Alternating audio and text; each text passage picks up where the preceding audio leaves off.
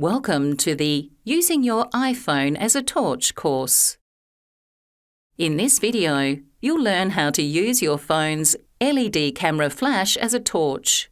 To start, open Control Center on your phone. You can open Control Center anytime, whether you're in an app, on a phone call, or on a website. For this demonstration, we'll open it from the home screen.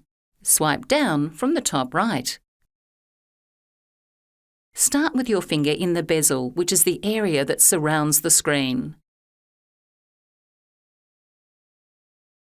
Find the torch icon and tap on it to turn on your iPhone's LED light.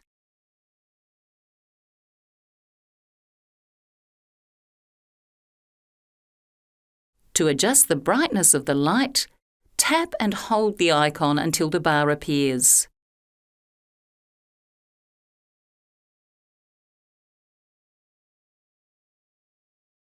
With your finger, slide up the bar to increase the brightness and down to decrease it.